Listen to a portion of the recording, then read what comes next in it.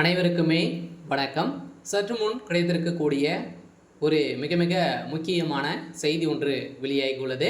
சற்று முன் அமைச்சர் துரைமுருகனுக்கு 7 ஆண்டு சிறை தண்டனை வழங்கிய நீதிமன்றம். இது மாதிரி செய்திகள் வெளியாயிருக்கு. சமீப காலத்தில் பார்த்தீங்கன்னா ஒரு வாரத்துக்கு முன்னாடி பார்த்தீங்கன்னா அமைச்சர் துரைமுருகன் அவர்களுக்கும் அதே மாதிரி பார்த்தீங்கன்னா அமைச்சர் ரகுபதி அவருடைய பதவிகள் பார்த்தீங்கன்னா இல்லாத அமைச்சராக தமிழ்நாடு அரசு முதல்வர் ஸ்டாலின் அவர்கள் பார்த்தீங்கன்னா அறிவிப்பு கொடுத்துட்டு இருந்தார்.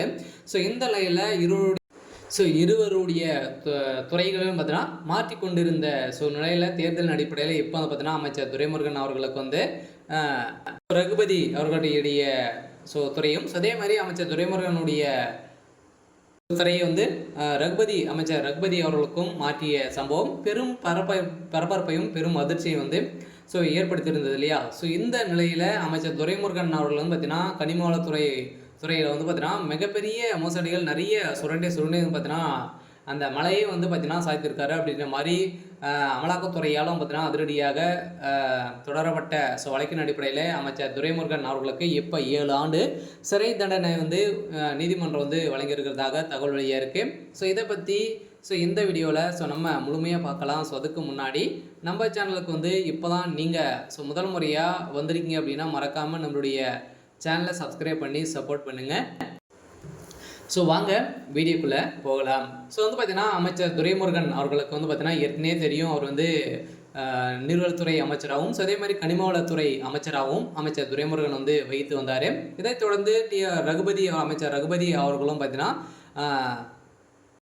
சட்டத்துறையும் இரு அமைச்சர்களும் பார்த்தீங்கன்னா மாற்றப்பட்ட சம்பவம் பெரும் பரபரப்பை மக்களிடையே ஏற்பட்டிருந்தது. ஸோ இதைத் தொடர்ந்து தமிழக அமைச்சரவையில் இல்லாத மாற்றம் ஏற்பட்டுள்ளது. மூத்த அமைச்சர்களான துரைமுருகன் மற்றும் ரகுபதியின்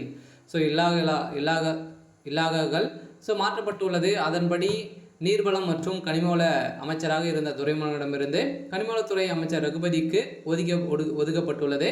அதே மாதிரி இதே போல அமைச்சர் ரகுபதி வசம் இருந்த சட்டத்துறை அமைச்சர் துறைக்கு ஒதுக்கிடப்பட்டுள்ளது. பார்த்தீங்கன்னா மூத்த அமைச்சரான துரைமுருகன் இந்த கனிமவளத்துறை ரகுபதிக்கும் ரகுபதி வசம் இருந்த சட்டத்துறை அமைச்சருக்கும் மாற்றப்பட்டுள்ள நிலையில் அமைச்சர்கள் இல்லாத மாற்றம் தொடர்பாக முதல்வர் ஸ்டாலின் பரிந்துரை ஏற்று ஆளுநர் RN ரவி ஒப்புதல் அளித்துள்ளதாக தகவல் வெளியே இருக்கக்கூடிய சூழ்நிலையில் ஏற்கனவே 2009-2011 ஆண்டு காலத்தில் துரைமுருகன் சட்டத்துறை அமைச்சராக பதவி வகித்துள்ளார்.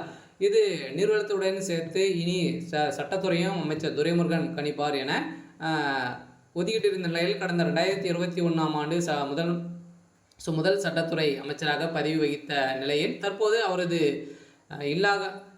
மாற்றப்பட்டுள்ளது. இனி கனிமத்துறை அமைச்சராக ரகுபதி நீடிப்பார் என தொடரப்பட்ட வழக்கின் அடிப்படையில் அமைச்சர் துரைமுருகன் திடீர்னு பார்த்தீங்கன்னா ஸ்டாலின் மீது இருவருக்குமே மோதல் ஏற்பட்டு இருந்த நிலையில் இப்போ பார்த்தீங்கன்னா அதிரடியாக ஒரு மிகப்பெரிய சம்பவம் நடந்திருக்கு. இதில் எக்கச்சக்கமான பணங்கள் பார்த்தீங்கன்னா மோசடிகள் செய்திருக்காரு, மெகா ஊழல் செய்திருக்காரு அப்படின்ற மாதிரி இப்போ துரைமுருகன் அவர்களுக்கு நீதிமன்றம் இறுதி தீர்ப்பு வழங்கியிருக்காங்க. இருந்தாலும் என்ன நடக்க போகுது அப்படின்றத வெயிட் பண்ணி பார்க்கலாம். இது மாதிரி செய்திகளை தெரிஞ்சுக்கணும் அப்படின்னா மறக்காமல் நம்மளுடைய சேனலை சப்ஸ்கிரைப் பண்ணி சப்போர்ட் பண்ணுங்கள். தேங்க்யூ.